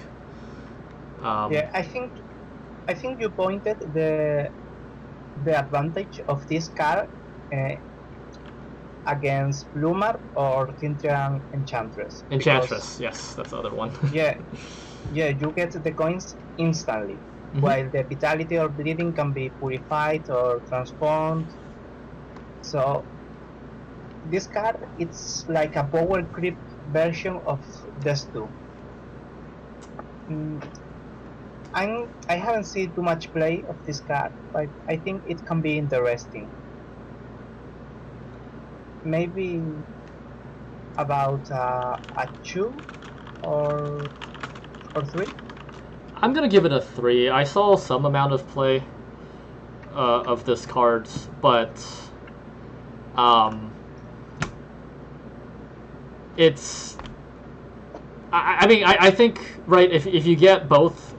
First of all, even if you only have 1 beggar, it's a 5 for 4, which is already above rate for 4 provision. If you have both beggars, you're getting a total of what is it, like 5, doing math on stream, 5 plus 7, 12 points for 8 provisions over the course of 2 cards. I actually think this is pretty solid. We might see more of this in the future, especially if Bounty or other bronzes get nerfed. So on that grounds, I think by itself, it's probably like a 3. It's solid enough to see play. Okay. Yeah. Okay. Let's So go to the next. let's go to the next one. Oh boy. So this is one of the busted cards in the sets. Blind Eye Apothecary. Deploy melee, heal an allied unit. Deploy ranged, boost an allied unit by 2. Tribute 1, combine both deploy abilities. So, first of all, this is already better than most heal cards. Compare this to like Elven Healer or whatever that card is, right? Yeah. Havekar Healer is much worse than this card. Just by the body, because Havekar is 2 and this is a 3. Yeah. This is like a supercharged version of Arnvald, or possibly like similar to even something like a Slave Infantry. Yeah, or even the Jaime Herborist is like this card because heal a unit and boost the unit by 2. Yeah. So I think we should probably mention the obvious combo with this card. Freak Show, if you can drop Freak Show to 1, and then generate a coin with probably King of Beggars, and then you drop the Blind Eye Apothecary, you You can heal the Freak Show up to 6 again, so plus 5 points. You can boost it by 2 because of course you pay the tribute because of course you're playing King of Beggars. So the Freak Show becomes you get plus 2 more points for 7 points, plus of course the 3 power that the card comes in as. So it becomes a 10 for 4 with Freak Show if you're playing King of Beggars. Yeah, this card is one of the basket cards of the set, and probably one of the ones that will be hotfixed. I would imagine so. Yeah, it's just way above rate, even if you don't. So here's the thing, right? Even if you don't have Freak Show, the card is still incredibly good. It's like Slave Infantry.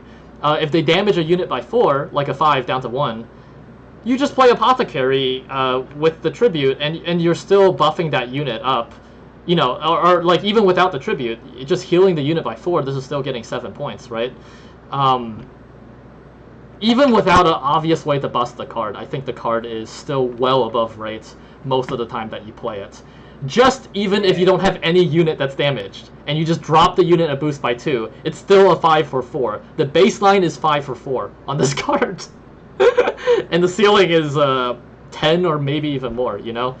So... Yeah, I would say this card can be the 4.5 because I don't want to give this a 5. But well, I'm gonna give this a 5. I think. I think you can. I'm gonna just give this a 5. I'm just gonna straight up give this a 5. Slave Infantry costs 7, and Slave Infantry is considered a good Nilfgaard card. I think in a lot of situations, this is probably better than Slave Infantry. So. I understand your idea. Yeah.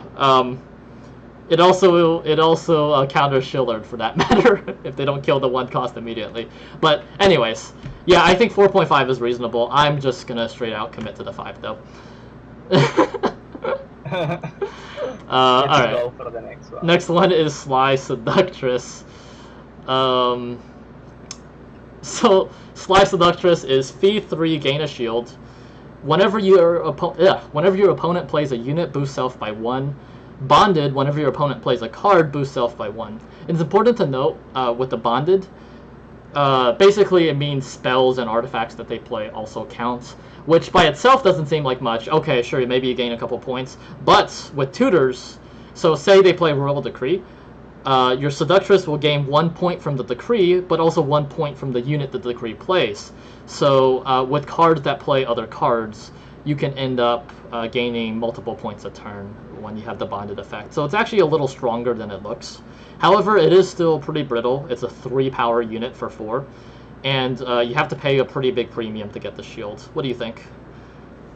Yeah, I think the card is okay, but realistically you will never pay the fee, because if you pay the fee, you get at least 4 cards played by your opponent to get 4 points per 4 provisions, which is really difficult. Yeah, I agree. I think the fee is almost never worth it. Yeah, well, I think the bonded ability is decent. I think it couldn't shine. It couldn't shine, especially in this meta, because we are not playing tutors or a ton of artifacts. Yeah. So I think this card is right now weak, but not bad. I like the card design. However, I think if I were to play engines, I would probably be playing the crime package with Brawler and with the cut up Lackey over this card, right? So, given that, I will rate as a 2. 2 for me as well. I think it's worse than the Intimidate Brawler. So if we rate the Intimidate Brawler at 2.5, I think this is pretty fair at 2. I don't think it's a bad card, again. It's just there's better options, even for engines, I think. Yeah. It's worse than other options. Yep. So. And 3 is way weaker than 4. 3 is much easier to remove, right? With stuff like Renegade Mage and even, Cyprian Wily. Or not, I guess we can't call it Cyprian Wily anymore. I don't know what they call the old card. Oh no, it is still no, Cyprian Valley. It's Cyprian Wild. Right, it's The super name confusing because all the other old cards got their name changed except for Cyprian. Except they call Cyprian the leader by its nickname, but all the other cards, it's a whole thing. Yeah. Anyways, so the next card is Kikimor Warrior. It's a monsters crossover card. Destroy an allied unit, then spawn a Kikimor Warrior and summon it to this row. Doesn't seem very good in Syndicate. It seems very good in monsters though to trigger Death Wishes. What do you think? I think this card can fulfill a niche function in some kind of Aracas decks, for example. Or even in Guernicora, you can play with cards and just try to renew the fruit every time. So yeah, this on fruit is 5, I think, right? Or no, I mean technically 6 because the fruit is quote unquote free. It's free, right? The fruit, but there's still some opportunity cost. Yeah, this card in Arachas is 6. Yes. Therefore, which is good, but I'm not sure if you have enough space in the deck to fit the Kikimor Warrior. I think I like to see this card as maybe another Fletter, or potentially a better version of Fletter, which destroys a unit and gives itself vitality. It spawns 2 bodies, which is better than spawning vitality on 1 body, which can immediately get removed. And if you're playing it in Queen, for example, destroying a unit also spawns a drone, so you get full value if you like kill a Foglet, for example. I think I like the card. I don't think it's busted. I don't think it's like overpowered, but it fills a pretty nice role. I think more in Queen decks than in Guernicora decks, but you might see play in both. You might see it be played in both. Yeah, I think the card is the same. Yeah, 3 for me. How about you? Yeah, about a 3, it's right. Yep, plays a solid role in the decks that want it. Next card is Fence. Range. Deploy, gain vitality for the duration equal to your coin amount. Tribute 3, boost self by your coin count instead. First thoughts about this card is that it's a pretty powerful effect. If you have 9 coins in your bank, even paying the 3 tribute, you're gaining +6 on this, putting it to 9 for the cost of 3 coins. So if you subtract the 3 coins, it's still a 6 for 4 if you have 9 coins in your bank. Or if you're feeling lucky, if you feel like your opponent doesn't have removal, or heaven forbid Philippa, you can just give it vitality for 9 turns. What do you think? In my opinion, it's one of the most solid cards in the set, because all Syndicate is around coins. So this card can be a good option for the early downs when you want just to hold the coins. Yeah. Also, I have seen this card in game. Usually, it's played by like 7 or 8 points, which is a real good tempo for a 4 provision filler. Yes, I agree. I think the fact that it's at 4 makes it just very playable. You don't really pay a cost to put this in your deck, unless there's other 4s you want, I guess. And maybe Syndicate's a faction where you actually are competing actively for the 4 provision slot, which is a crazy thing to say. But I think this is one of the better 4s because of the finisher potential. And also, even in round 1, you can just drop it with 5 coins in your bank and be like reasonably happy that you're gaining value. If they want to spend a gold to remove it, then you're also happy, right? Yeah. Just all around solid card. I think I'm gonna give it a 4, honestly. Yeah, I agree. I think this is one of the best 4 provision cards in this set, even in the game. Yeah. I mean, this set, the game, right? What's the difference? Yeah, but I agree. So next card is Fistek Trafficker. Deploy, give poison to a unit. If it's an ally, gain 2 coins. This is interesting in that it reminds me of the card Fistek, right? Which is profit 3, give poison to a unit.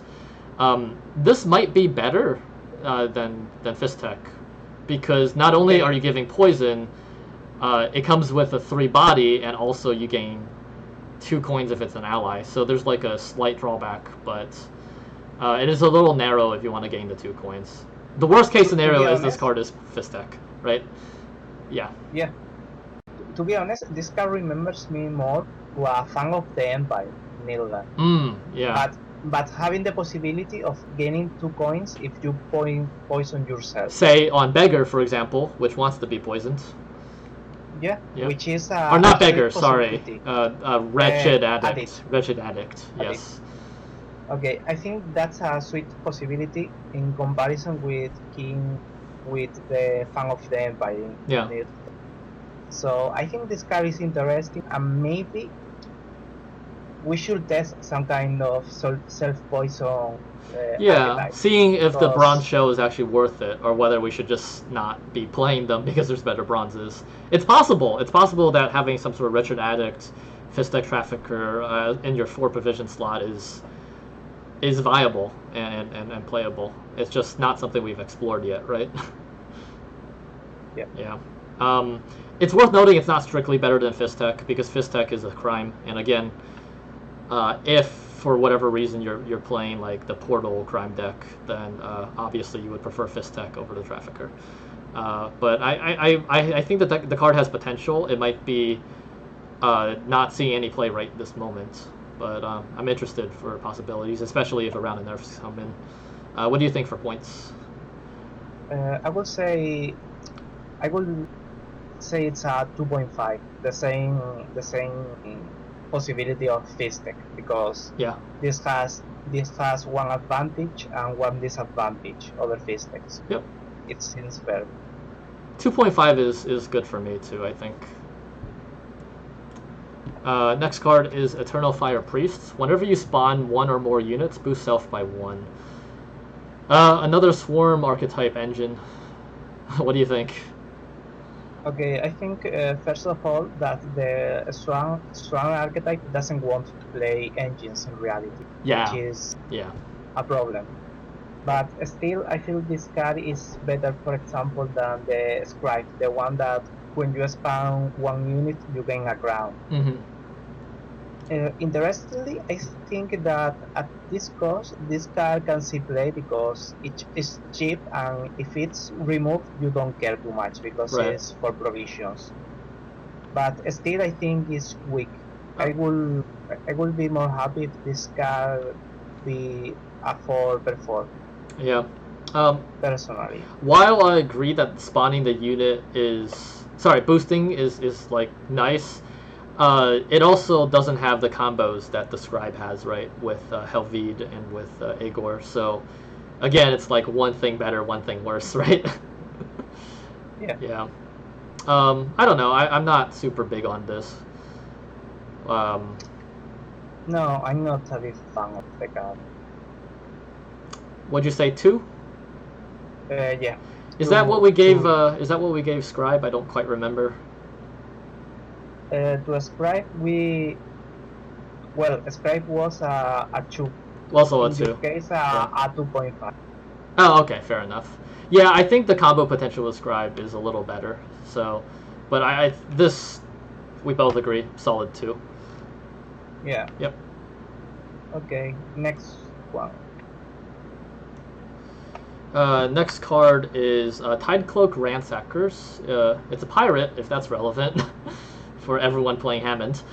Deploy damage an enemy unit by 2, death blow, gain 2 coins, hoard 5, trigger the death blow even if the enemy unit survived. So it's a 6 for 4 if you trigger the death blow, either with a horde or with actually killing a unit. Okay, I think it's interesting by itself, but because it's not really difficult to...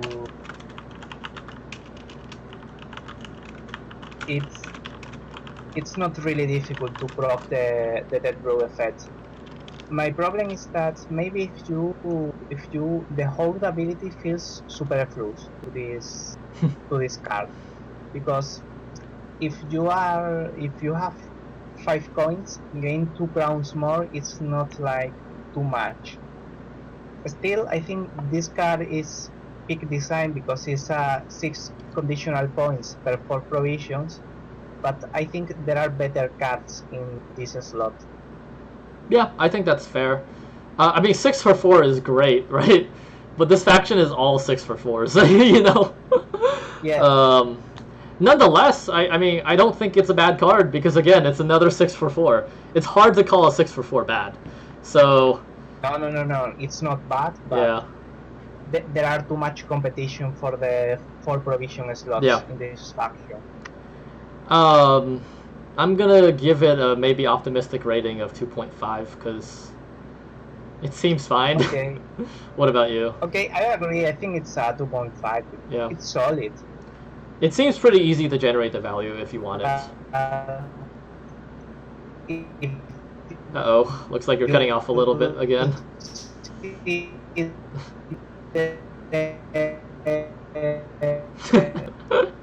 Sorry, I apologize for the technical difficulties here. While we wait for Jamedi, let's move on to the next card. He seems very happy though in his frozen state, so there's that. So next card is Eternal Fire Disciple. Profit 2, fee 2, spawn a Firesworn Zealot and summon him to this row. Cooldown 1. Jamedi, are you back? No, looks like he's still frozen. Okay, looks like he said he messaged me saying he had a slight problem. Connect in 1 minute. That's totally fair. So we'll keep the review going, and then when he comes back, he'll come back. So our next card. Oh, actually, because I worked so hard on this overlay, I actually have a screen for when, if in case we have technical difficulties. So, haha, there you go. I just wanted to show off that screen. It's completely superfluous. Okay. Oh, he's back. He's back. Okay. Yeah. I was having some problems with my internet. No problem. But I don't think you need my help to rate this card because it's terrible. It's 4/4 with cooldown. It's a 4/4 for cooldown. This is a 1.5. It has some swarm synergies with Sacred Flame. You can get a 5 for 2. It is a coin spender. It's not terrible. As a coin spender, but like compared to like Jackal, right? The problem is that you don't want to play spenders with cooldown. You want a spender to transform all the points into all the crowns into points in the same time. Not much more to say about this. I think as a spender, it's pretty bad. It has marginal use in the Swarm archetype. With Sacred Flame, it's 5 for 4. Unless they kill it, you can maybe get a couple more points. That's about the only application I can see of this card. I'm gonna give it like a 1.5. What about you? Yeah, 1.5 is accurate because it can be some niche play in Swarm decks, but still in that kind of decks is a bad card. Yep. So next card we have is Temple Guard. This is the last bronze. After this we have the 5 leaders, so stay tuned. But Temple Guard, deploy melee, boost 3 adjacent allied units by 1. I think the 3 adjacent is a little weird wording. I haven't actually played this card yet. Does it boost itself? Is that what it means by 3 adjacent? Yeah, it boosts itself if you play him in one of the laterals of the card. Alright, so it's a 5 for 4. I think it's for Northern Realms, it's a solid card, especially if you have some kind of synergy with boost like Trident Infantry or Nathaniel Bastoli. Yeah, I guess it's okay with the boost synergy. That's a very good point. It's not really a way to protect your engines because you're going to drop your engine and then you have to drop this after. So it's on that front, it doesn't really do anything. But if you have cards that are happy to be boosted, such as Trident, then it's all right. I'm still not sure it's going to see play over other cards in the faction. I'm seeing this card being played at the 5 card gun for Siege because you need a 5-zone card for Siege Reuben. So you just interesting. So this is just like a dead card. Yeah. I don't know what else to say. I think this is not great, but like whatever, you know. It's Yeah, I will say it's not great, not terrible. So it's 2, just a two. Yeah, 2, a two. yeah. It might be a 1.5 even. I'm like torn there, but I'm gonna give it a 2, I think, just because maybe it Okay. has some use. Yeah.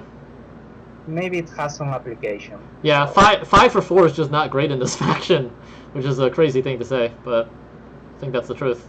So that's our last bronze. Let's move on to the leaders. Maybe the more interesting side of it all. I'm just gonna have to change some settings in my deck builder because all the leaders are premium. Okay, Horsun Jr. or Hosum Jr. as some people like to say. Order: damage a enemy unit by 7, then gain coins equal to the excess amount of damage dealt. I added a couple words in there, but you get the point. okay. It looked pretty weak at first, I think, especially compared to something like Gudrun, which gains 8. But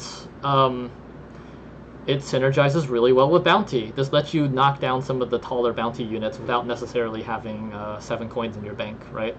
Or 9 coins or whatever. You can knock down a 10 cost unit by using Horsun Jr. and then, say, dropping a Witch Hunter Executioner and then paying it with 3 coins. It's also a way to generate coins if you need it. If you kill an engine at 4, for example, you generate 3 coins.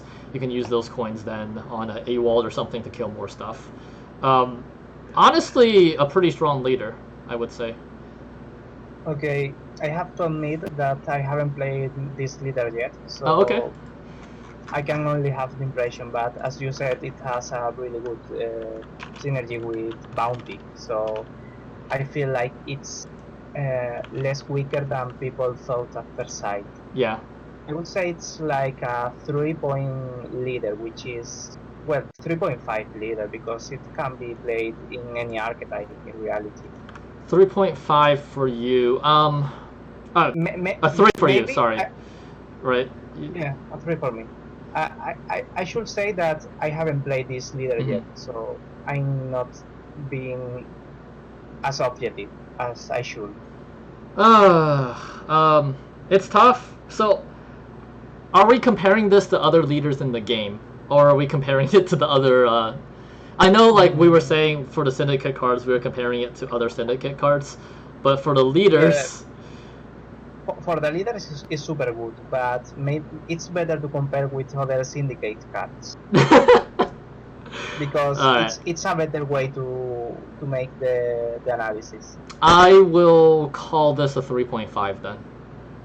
I think it's a 4 if you compare it to all the leaders in the game, but it's probably like a 3.5 even compared to other Syndicate leaders. At the end, I'm gonna ask you to rate the leaders in orders. So, but Okay. Let's get to that first. All right, so you know, good synergy with Bounty. Removal's always nice. I do think it's better than something like Ada because of the flexibility of gaining the coins and because of how it interacts with Bounty. So next card is Cyrus Hemophart. Order: spawn a Firesworn Zealot and summon him to allied row. Charge 3. When all charges are depleted, gain 2 coins. So this is another 8-point leader. There's a couple, right? But Yeah. it's an order ability that you could span across 3 turns, which is sometimes really relevant, right? When you have orders that you can use 3 times, you can like use 1 Firesworn in round 1 to win the round. You can save 2 charges. That's very... the flexibility is powerful. Yeah. Obvious think Swarm that's archetype synergy, right? Yeah, I think the best part of this leader is the flexibility because you can spend the charges in different rows, which is important because imagine if you spawn the 3 Thelots in the same row, it could be a problem of Yeah. space with the Swan archetype.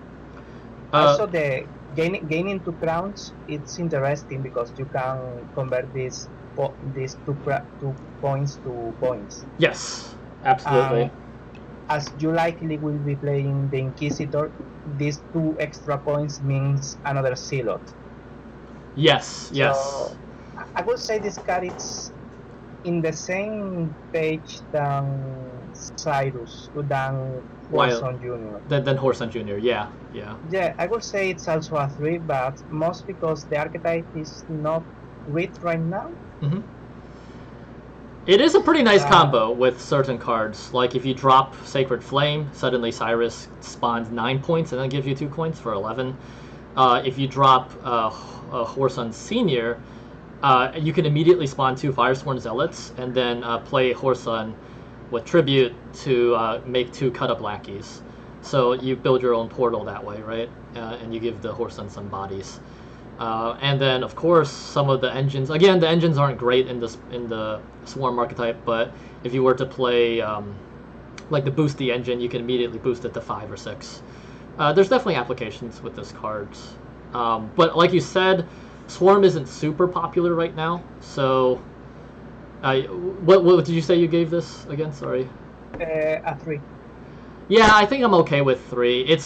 It's close to Wily, I think, in power level, but I'm going to give it a 3 for now to be sort of more conservative, because we haven't seen too much Swarm.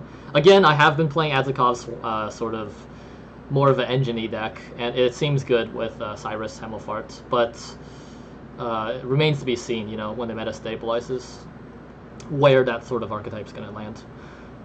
Okay, so next card is King of Beggars. Order, gain 2 coins, 3 charges. Every allied tribute cost 1 coin less. This is pretty powerful because, you know, if you just trigger 2 tributes, this is going to be 8.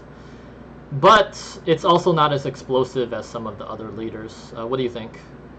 Yeah, the problem with this leader is it has a great advantage, which is making your 4 provision bronzes grid, because Renegade Mage and Apothecary loves him, but it lacks something which Burdrum, for example, has, which is the burst, because in reality, if you are able to get 9 coins, you don't mind on wasting 1 coin on one tribute. Yeah.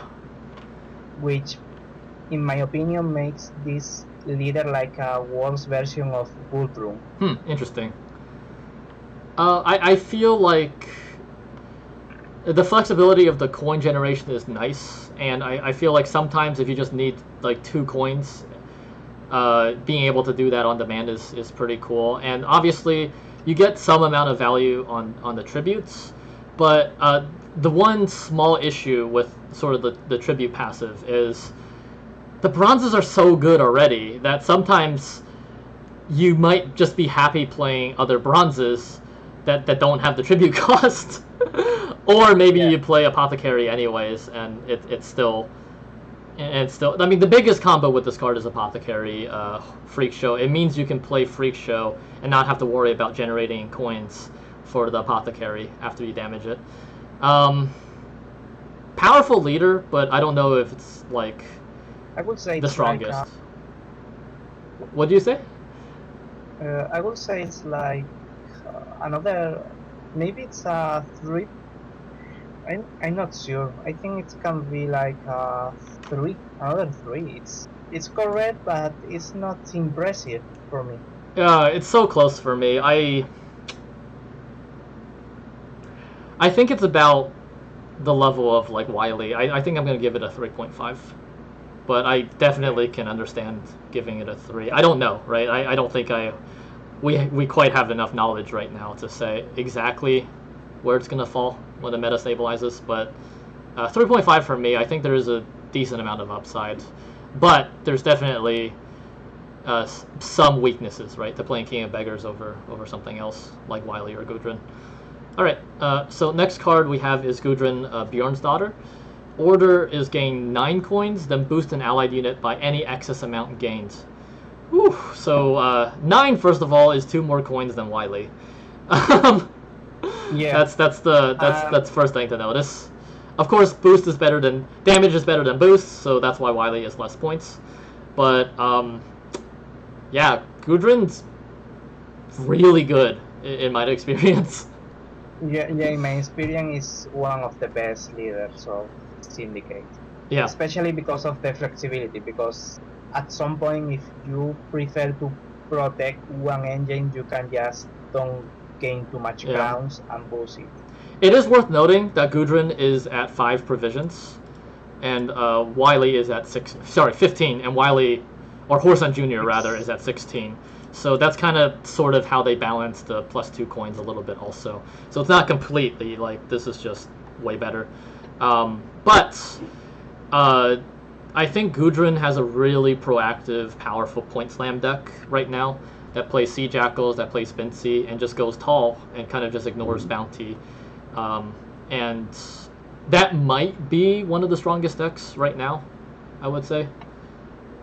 Yeah, I like. So I like this. I think if we are pointing Person Junior at 3.5, Gudrun can be a 4 because it's so good and probably the strongest deck of the expansion is with her as leader. Yeah. I don't think the leader is necessarily broken in half. I could see an argument for 4.5 on the leader, if like because it is, in my opinion, the strongest leader. But 4 is probably fine also. So I think I'm gonna go with 4. But if you want to rate this 4.5, then also that wouldn't surprise me, right? If people do. So yeah, I think 4 for me on Gudrun, a notch up from Horson Jr., right? So next we have, I think this is the last leader, Cleaver. Order, play a special card from your deck with 9 provision cost or less. Increase this value by 1 for every 2 crime cards in your starting deck. So it starts at 9, which means with 6 crime cards you can tutor out a 12, but realistically you're probably going to play this with stuff like Renew or maybe even Choop, so you're going to need to put 8 crime cards in your deck, so you get +4 to the provision costs. It's very similar to leaders like Dana or even Calvit, which, get stuff from your deck. But honestly, I think it's a little worse than those two, even. What do you think? I think this leader needs something because of how the mulligans works in this game. Yes. You don't want to mulligan a high provision spell just to use your leader. Yeah. So in most of times you finish with Cleaver being a tutor for a 6 provision spell or something like that. Yeah. It's like Calvit. The problem. Go on. Sorry. Calvit is only played because it has a ton of provision, not because the ability is good. So yeah, you're definitely playing Calvit for the provision costs. And Cleaver's at 15. Cleaver's one of the lowest of this faction. I think a Cleaver at 17 might actually be pretty balanced, but right now I do think it's underpowered. I just want to say the reason why tutor leaders that fetch cards out of your deck, I think in general are a bit weaker, is because you're not actually increasing the point cap of your deck when you play these cards. When you play someone like Gudrun directly adds 9 coins, or aka 9 points, or possibly even more to your deck, right? When you play the card. But when you play Cleaver, yes, if your deck low rolls, if you don't draw your high provision golds, Cleaver is a Renew, and that's amazing. That's great. But in the best case scenario, you draw your golds, Cleaver's going to tutor out like a 4 or 5 provision crime, probably. And that's fine, you might get 6 points out of it, but it's not increasing the overall number of points in your deck, and therefore that's always going to be a limitation for leaders like this. And combined with the low provisions at 15, I think this is probably the worst of the leaders. What would you give as a point value? Right now, 2, I think provision is too low, and I think the ability is not good enough. Yeah. So I think it's a 2. I agree. I think I'm going to rate this a 2. That being said, I don't think it's completely unplayable. It's not like Demavend, right? No. Yeah, I think you can probably have fun with the Shoop Cleaver deck. Just the leader itself is not super powerful compared to the other leaders, the ability itself. So 2 for me. I think that's the last leader. Yep, that is. Yep. So we have 5 leaders: Cleaver, Gudrun, King of Beggars, Cyrus, and Horse Sun. We already basically rated them, but can you just give me your leaders in order, starting from the bottom? Okay. For the bottom, okay. The worst is Cleaver. with no doubt. I will say King of Beggars will be in the same spot than Cyrus, Hmm. over that Quarson Jr., and over Quarson, Gurdon as the best leader. Yeah, totally fair. Mine's pretty similar. I think we both agree. Cleaver at the very bottom. Um, Here's the thing. I think Hemofart might be slightly lower than King of Beggars, but I'm very open to being wrong there. I think there's a good argument for Hemofart actually being better.